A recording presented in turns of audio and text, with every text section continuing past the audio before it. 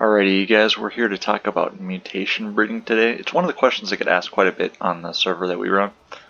So I'm going to go through some of the mechanics of it, how it works, some of the things that people think is true but is not. Just kind of break it down and show you guys how to get infinite mutations and how to do it efficiently while we're at it. So first off, I'm going to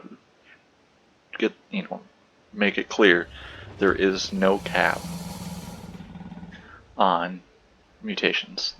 Even though things show a number of 20, that is just, we'll go over it, but it doesn't matter. So as you can see here, it doesn't even show out of 20 because it's mutated so much. But let's go over to this Giga. Those 20s in reality don't matter that much. They do have a purpose, which we'll go over, but there is no true cap to mutations. The only cap in this game, or the only two caps in this game, are official. You cannot have past 450 if you get a dino leveled or bred past 450 on the next server wipe, or the next server reset, I should say. That dino will get wiped. For unofficial, you can get it up past 450, which that's what this is. This is an unofficial server. So you can get it past 450, but what happens is there's still another like invisible cap. If you put 255 points, which remember this number, 255, it's an important number in this game. There's many things that use it. But if you get past 255 points in one stat base, what'll happen is, so for example, if I come in here, I look at the health. Now this health, I want to say is like 105, 109, somewhere in there points. So obviously this health could get all the way up to probably 40,000 before we'd have to start worrying too much. And what will happen is once you get to that 255 point, that includes base and tamed levels, or not tamed, player levels, so like points you put in from experience. If you pass 255, it's going to break the stat and it's going to flip it. It's the same thing that works with mutations. If you pass 255 million on mutations, you'll flip that number and it'll go negative. Now the stats won't go negative, but once you pass that 255 mark, you're going to start seeing some really weird things going on. You're going to see melees go from 3,000-4,000 all of a sudden down to 100% melee, or like 200% melee, because it's going to kind of flip and reset. However, there's a stipulation to this that you can breed past 255. You can breed 100 mutations just fine and have 100 points in melee. Just do not put a player level into that stat. As long as you don't put a player level into that stat, that stat will not flip back down. It will stay abnormally high.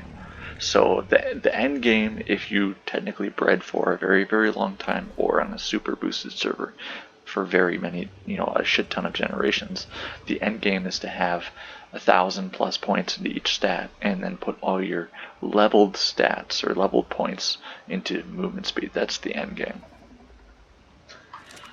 So to continue here, we're going to get into the mutation counter and what I was talking about with flipping the mutation counter and how that works. So we've already discussed that there is no limit to mutations. You can keep mutating. The way that works is as long as either the male or the female, let me get a non-boosted one. So this is a female Giga, and as you can see here, we have 0 out of 20 and 0 out of 20, the maternal and the paternal lines. The way I remember these lines is the maternal is the mama side, and the paternal is the papa side. So the way this works is the maternal on a dino is consistent of the moms of this dino. So the dino I'm looking at, it was this dino's mom.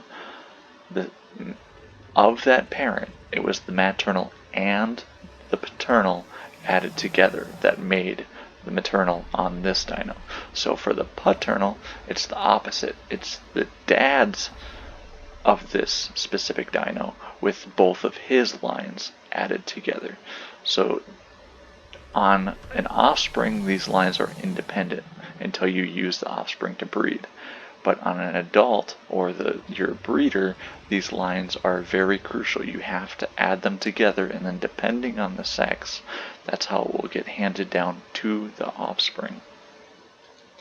So as long as, and this is how mutations work, as long as that number adds up to less than 20, so as long as it's 9 on one side, 10 on one side, that equals 19, that means that the offspring of that parent can mutate. So now let's say, for example, the maternal on this baby, or this fully grown dino, if I was to use this dino to breed, let's say it had 10 maternal and 10 paternal. That's going to be 20 out of 20, so it cannot mutate. So if I bred this dino, the offspring cannot mutate from this dino. However, it's only half the equation. You can still go to the father, and as long as the father, the same rules apply, adds up to less than 20, so as the example before, the mom had 10-10, can't mutate. This dad is 1-1, equals 2, which is less than 20, so even though the mom cannot give a mutation to the baby, the dad still can. And now, before a lot of people get confused here, the stats on the dino roll independent from the mutations. What that means is when you breed two dinos, so this dino in particular has a 255 melee, whereas this one has a 245 melee. So in our example, we're saying that this dino cannot breed. Obviously it can, or not breed. It cannot mutate. Obviously it can, but as an example, we're going to pretend this dino has over 20 mutations, so it cannot mutate. And this one can. Well, now the way it works is it's going to roll this stat first. It's going to first pick whatever odds it has. It's going to roll 245 or 255. After it has checked that number and it has picked one of those stats, it will independently roll both the female and the male independently, meaning that the female cannot mutate, so it's going to skip it. It's not going to roll. It's not going to roll for a chance of a mutation. The male can mutate, so it's going to roll for a chance of mutation off of whatever stat it picked. So it could pick the 245 stat, roll a mutation on that stat, and get 255. Or it could pick the 255 stat, roll a mutation on that stat, and get a 265. Or it can just not mutate and get 245 or 255. It's simply all RNG in that aspect. The thing that a lot of people don't realize is that these rolls are independent, so once you do get into a line, if you take the time to flip your mutation counter, which once again is 255 million, the way you're going to want to do this is by inbreeding. So I'll show you an example of that over here in a minute, but we're going to continue over here. As long as you can get both dinos underneath 20 added up on their two lines, then you can roll for mutations twice, and that's how it's actually possible. It is technically possible to roll two mutations on the same dino. It is very, very, very rare, but it is possible. And your odds of rolling a mutation in the first place is about 1 in 100 eggs on one dino rolling, and 1 in 50 eggs if both dinos can roll. So once you get into your line and you've passed your 20, and you can only mutate on one side, because when you want to breed, you want to use a bunch of females that are under 20. It's the easiest way. You breed all your stats into a male, you don't care about the mutation counter, and if you do it that way, when you breed eggs or you breed offsprings, they all have a chance of mutating, even with the male's stat. Even though the male is past cap, past mutation, you can still mutate from the mom's side, even with the male stats. That's how all this works. But now we're going to double our odds, and we're going to increase the speed by inbreeding. So now we're going to go over to the Rexes. Now with the Rexes, obviously when you start to pass your mutation counter, you're going to be at 20. Then you can inbreed. When you inbreed, you take a female and a male with the perfect stats. They both have the same stats, and they should be relatively close on the mutation counter.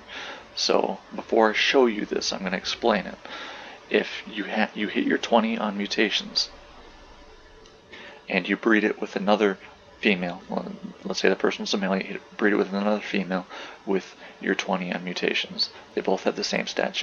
The offspring will always have the same stats because there is no odds to roll, it's the same identical stats. The offspring, though, will have 40 on the mutations because it will add up the parents. What you do at that point is you now take, if that offspring was a female or a male, you breed it with the mom or dad, and you get another line. So now it's going to add, from the original parents, it's going to add that 20 with the new baby, which is now an adult. You're going to breed it and you're going to get 60.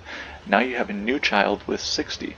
If it is possible, you breed this child with your 40 mutation from the previous. If not possible, go back to the 20 mutation and breed it with that. And then what you're doing is you're adding up your mutations. As you keep going, this number is going to keep getting bigger and bigger exponentially. Eventually you're going to get to the point where you're in the millions, and then you breed two of them together, it goes to 2 million, then 4 million, then 8 million. It's going to take you several generations, but eventually you flip the counter. To keep in mind, I usually do not personally do this step. I do not inbreed until I have naturally hit this step, because it will take you 20-30 generations easily to be able to get into the negative counters. So I personally like to breed and just go at half odds at the beginning and let it naturally go up, because as you try to get mutations into one male dino, you have to inbreed anyways to move the stats, and doing that naturally is going to make that counter go up really fast. So I do recommend that once you hit the counter initially, if you're still in the low, like under 100 range, definitely go for some more mutations and then breed them in and just let that number go up naturally. But once you get it into the millions, then every single time you breed, if it comes out positive, what I'm going to show you here is you want to flip that counter. So now we're going to look at the Rexes, and we've got a female here, a male here. Now the way that I bred these is the female and male made this female, then this female bred with this male to make this female bred with the same male to make this female, and so on. It's the same male every time, and each female was just simply bred with that male to get to the next female. You can do this either way. You can do it with males breeding with a single female, or as you see here, females breeding with a single male. Now the way this works is once you do this, so I'm going to go ahead and look at the male. This male is a negative mutation. It's positive one side, negative one side, but it's actually 143 million and negative 200 million. So when you add it, you get negative 56 million. So this male can mutate. It can mutate onto an offspring. You can't quite see the numbers correctly because they're cut off, but it is 143 million and negative 200 million. Now this female, and this is why I did this, is this female is negative on both sides. However, it's negative, I want to say 85 million and negative 200 million, and when you add up those two negatives, it becomes past negative 255 million, so it flips back positive. Because the end result is positive, it cannot mutate. So I'm going to go ahead and show the first offspring here, and you can see what I'm talking about. As you can see here, our maternal from the mama side is positive, and our paternal is negative from the papa side. Now, because we're using this female to breed with the original male, we know that the paternal side will always be negative 56 million, because it is the same dad on every single offspring down the line.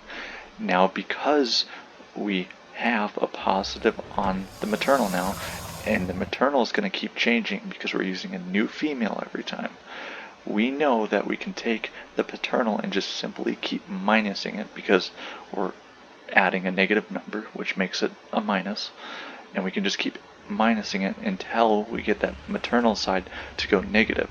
The other way to do this is to have a positive number and keep adding it and have it go positive and flip to negative. But in this scenario, I'm going to keep minusing it until I hit negative. So as you can see here, this offspring from that, what I just showed you, can only mutate on one side. So my odds are half. I can still mutate, but the odds are half if I kept breeding the parents of this offspring. So when I come down, which is now this parent replacing the original female, you will see that it's going to be the same thing. However, the maternal is closer to 0. It's going down. It's minusing 56 million each time. So we're going to go ahead and do it again. As you can see here, we've gone down another 56 million. And now we're going to do it one more time. So this one still, we're still at the point because the baby itself has to be negative in order to mutate. So this baby is still only a half chance mutate. But now, if I use this as my new adult, it can now do a full chance mutate, because once again, even though this one is positive, as you can see here, the mama gave it a positive one.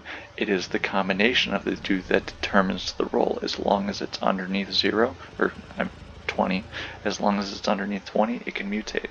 So even though we have one that is way past 20, when these add up, it becomes a negative number. And as you can see in the offspring, you can mutate. So this offspring from that mom and dad has the full mutation chance. It gets both rolls. It has a chance of rolling 2 mutations, however unlikely, but you should see mutations about 1 in every 50 eggs. Now the thing to remember once again is you can do this either way. In reality, you want to have a male, so this situation is reversed, but you can easily do this exact same thing to get a male. Once you have a male that looks like this female right here, where both the mat and the paternal add up to under 20, that's when you want to breed with all your unbred females. Then this one, technically, just so you guys can see, this one can also actually mutate, because this one is negative 27 million and negative 56 million, which would actually, if I bred them, which I have not, but if you did breed these, it would make negative 80 something million, so it can still mutate. The magic number is 255 million, negative or positive. If you pass it either way, it will flip the counter. That's the way it works. And obviously you can count up or down to go past the negative value, or the 0 value too, whichever one you're closer. That's the one you want to go for. The last thing I want to go over in this video is that, at least for me personally, I only find it worth doing this on the male towards the end game. Now, these Rexes in front of me here are from an old server, and they were moved over. They were grandfathered in, so I didn't have base females, so I made new females. But so my first gen will be a very fast mutation, because it's guaranteed stat and full odds of mutations. However, if you're breeding like most people do, where you have all your tames, you keep your females, and you just mutate off those females, and you just keep breeding the same females over and over and over, it is not worth it to go and breed out a bunch of females with negative counters, because what will happen is the amount of time it takes you to breed out all those females and put them in there is going to take more time than the benefit of having that increased, or that guaranteed stat, because you're still rolling your stats 50-50, or I guess it's supposed to be like 55-45 or something, but it's going to take you several breeding sessions to be able to move mutations on multiple females. I personally like to breed with about 20 females, so if you tried to get all females with the same stats and mutation counters flipped, so that you could have guaranteed stats and full odds, it's going to take you a ton of breeding and raising to get to that point. So I find that it is not actually worth doing that, and you're better off to just simply keep your original females indefinitely and just breed with those females over and over and over, and only worry about the male. Obviously, you do want to from time to time get a female with the same stats, so you can get guaranteed offsprings for your tribe and yourself at any time you want, but you really in reality only need one, just for whenever you want an egg. I do not recommend breeding a bunch of them out to go negative on the female side. You're just going to spend more time than it's worth, so I highly recommend you do not do that. For those who are interested in checking out our servers, simply search FTW from an Xbox or Windows 10 device. Obviously, we are on Xbox or Windows 10 servers, so if you are on PlayStation, Steam, or Switch, we cannot help you, but if you are on Xbox or Windows 10, just search FTW Don't forget to search via unofficial PC sessions, and as you can see here, we do carry at least one of every map and or DLC, and we will continue to add them as they are released. We are a PvE cluster, so keep that in mind. We will occasionally have events that will dabble in the PvP territory, but for the most part we are a PvE cluster. To find out our stats and other information on the server or our Discord, visit our website at arcftw.com. But for now, thanks for watching. Hope you guys enjoyed. Remember to hit that like button. If you have any questions or anything else you'd like to know about breeding or anything you'd like me to make a video on, let me know in the comments and I'll see what I can do. Thanks for your time and have a wonderful day.